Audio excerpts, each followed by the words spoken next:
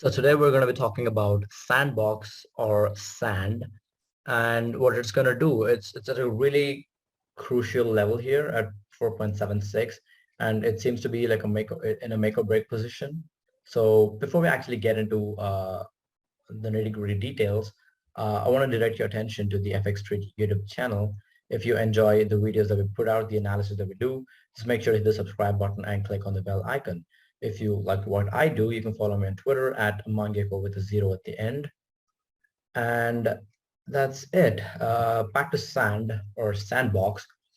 So as you can see here, ever since the December 4th drop, right, Sand price has managed to recover extraordinarily. If you look at this recovery, it was around a 52% upswing from the range low at $4. And things have been kind of moving sideways since then, except for this particular swing high here at 6.2. We're kind of stuck between the 62 retracement level here at 4.7 and the 50% retracement level at 5.48.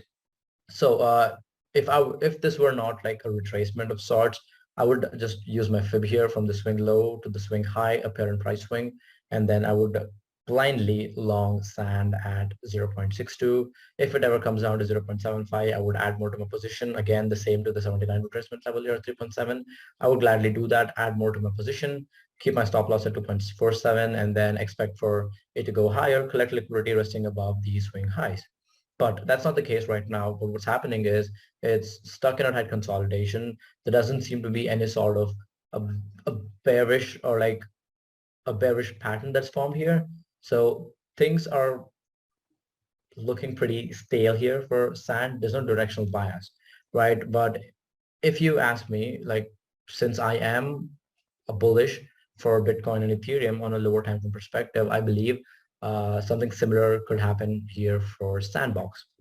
So based on this particular thesis that there is going to be bullish, another supporting factor here for that particular bullish outlook is that the liquidity resting below these lows here was collected by the swing low here on 6th December at 4.9. Again, although it's not a lot of distance here between this swing low and this swing low, the 11th December swing low at 4.71 did indeed collect liquidity resting below these highs, although it is very small. It cannot be considered as one. Let's just say it does for now.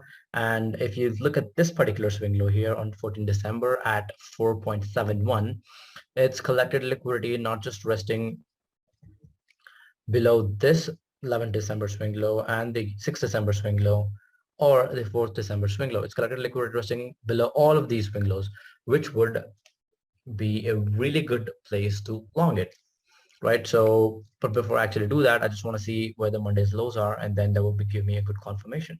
So 13th was the Monday, and we've already swept below the Monday's lows. The Monday's highs rest exactly above the 0.5 fib at 5.62 if I run it up, and 4.66. Since we've already gotten the sweep below the Monday's lows, this would be a really good place to long, a good place to scalp. So if I were to open my position at the current price here, I do not expect it to go lower than the current level here. So I'm just going to keep my stop loss a tad below the 5.4 level, which is the 4.48.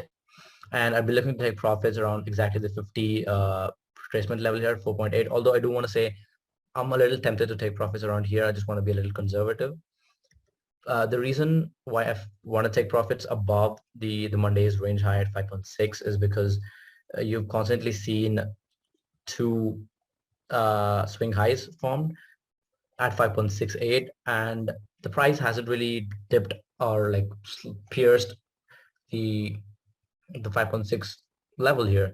And obviously there's a lot of liquidity resting here, and that's where the market makers are likely to push sand next. So this is like a no-brainer trade right now, looking at the technical setup, and it's completely possible for sand to go higher. Another thing that I want to warn you guys before you take this trade is there could be multiple dips, right?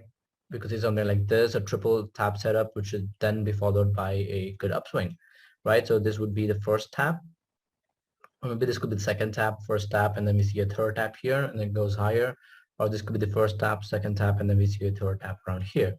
So any of these scenarios is possible. just make sure to properly manage your risk.